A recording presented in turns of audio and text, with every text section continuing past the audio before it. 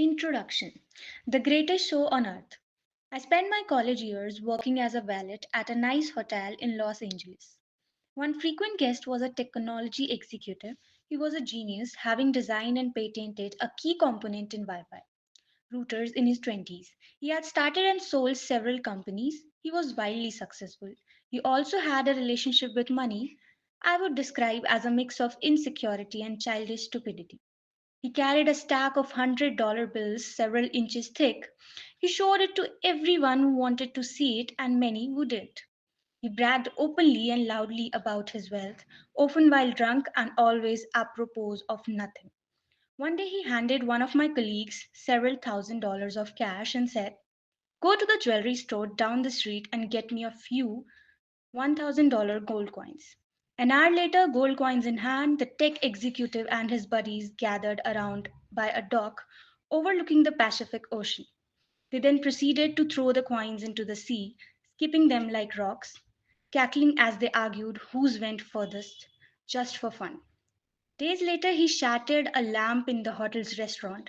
A manager told him it was a $500 lamp and he would have to replace it. "You want $500?" the executive asked incredulously while pulling a brick of cash from his pocket and handing it to the manager. "Here's $5,000. Now get out of my face and don't ever insult me like that again." You may wonder how long this behavior could last, and the answer was not long. I learned years later that he went broke.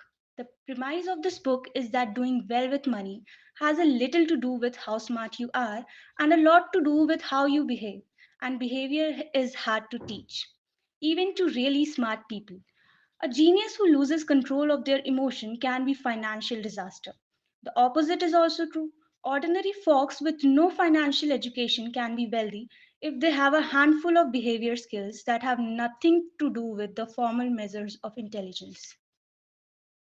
My favorite Wikipedia entry begins.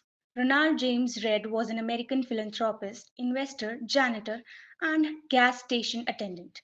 Ronald Reed was born in rural Vermont. He was the first person in his family to graduate high school, made all the more impressive by the fact that he hitchhiked to campus each day. For those who knew Ronald Reed, there wasn't much else worth mentioning. His life was about as low key as they come. Reed fixed cars at a gas station for 25 years and swept floors at Jack Penny for 17 years.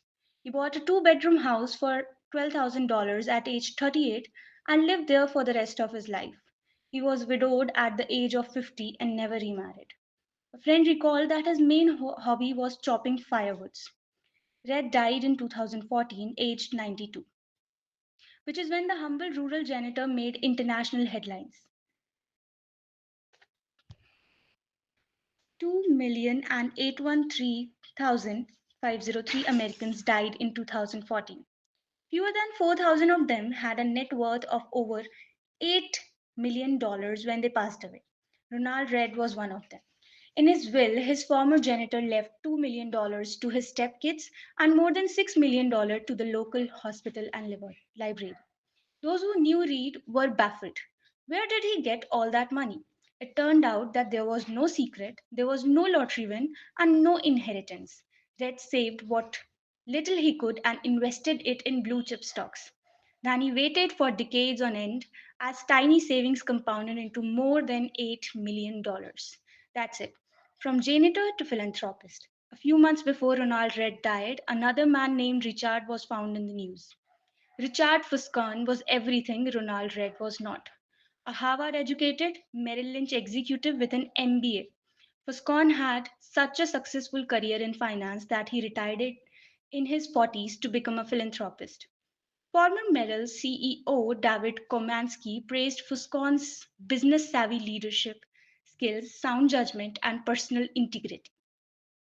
Crane's Business magazine once included him in a 40 under 40 list of successful business people. But then, like the gold coin skipping tech executive, everything fell apart.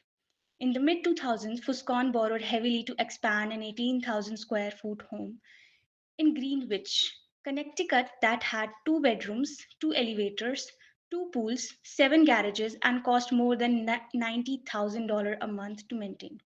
Then the 2008 financial crisis hit. The crisis hurt virtually everyone's finances. It apparently turned Fuscons into dust. High debt and illiquid assets left him bankrupt.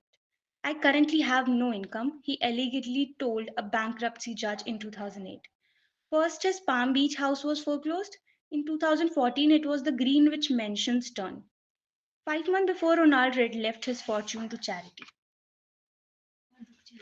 Richcard Fuskin's home, where guests recall the thrill of dining and dancing atop a see-through covering on the home indoor swimming pool, was sold in a foreclosure auction for 75% less than an insurance company figured it was worth. Ronald Reid was patient, Richard Fuskin was greedy. That's all it took to eclipse the massive education and experience gap between the two. The lesson here is not to be more like Ronald and less like Richard. Though that's not a bad advice, the fascinating thing about these stories is how unique they are to finance. In what other industry does someone with no college degree, no training, no background, no formal experience, and no connection massively outperform someone with the best education, the best training, and the best connections? I struggle to think of any. It is impossible to think of a story about Ronald Reid performing a heart transplant better than a Harvard trained surgeon or designing a skyscraper superior to the best trained architects. There will never be a story of a janitor outperforming the world's top nuclear engineers. But these stories do happen in investing. The fact that Ronald Reid can coexist with Richard Fuskin has two explanations.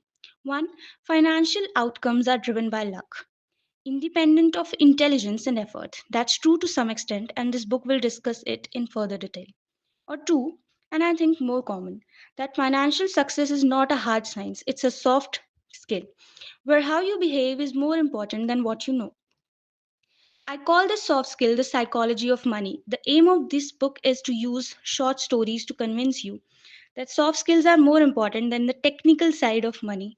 I'll do this in a way that will help everyone from Reed to Fuskan and everyone in between make better financial decisions. These soft skills are, I have come to realize, greatly underappreciated. Finance is overwhelmingly taught as a math based field where you put data into a formula and the formula tells you what to do. And it is assumed that you will just go do it. This is true in personal finance where you are told to have a 6 months emergency fund and save 10% of your salary. It's true in investing, where we know the exact historical correlation between interest rate and valuations. And it is true in corporate finance, where CFOs can measure the precise cost of capital. It's not that any of these are bad or wrong, it's that knowing what to do tells you nothing about what happens in your head when you try to do it. Two topics impact everyone, whether you are interested in them or not. They are health and money. The healthcare industry is a triumph of modern science with rising life expectancy around the world. Scientific discovery like replaced doctors' old idea about how the human body works, and virtually everyone is healthier because of it. The money industry, investing, personal finance, business planning is another story. Finance has scooped up the smartest minds coming from top universities over the last 2 decades. Financial engineering was the most popular major in Princeton schools of engineering a decade ago. Is there any evidence it has made us better investors? I have seen none. Through collective trial and error over the years, we learned how to become better farmers, skilled plumbers, and advanced chemists. But has trial and error taught us to become better with our personal finance? Are we likely to bury ourselves in debt? More likely to save for a rainy day? Prepare for retirement?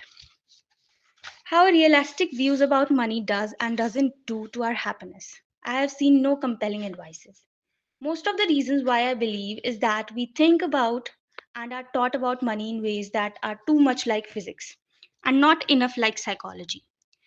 And that to me is as fascinating as it is important.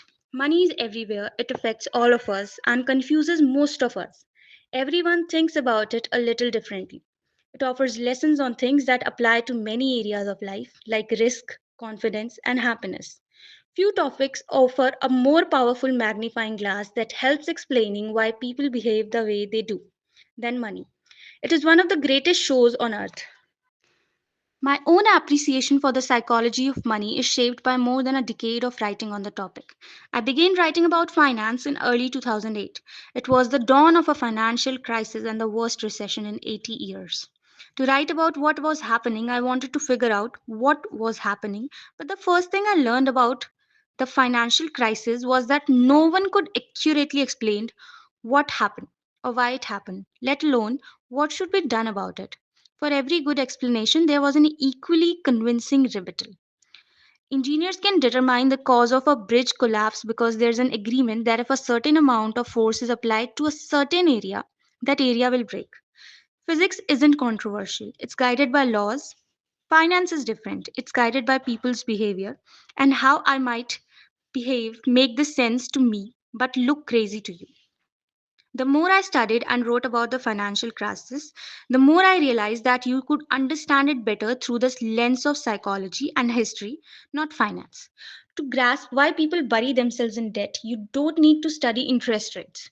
You need to study the history of greed, insecurity, and optimism.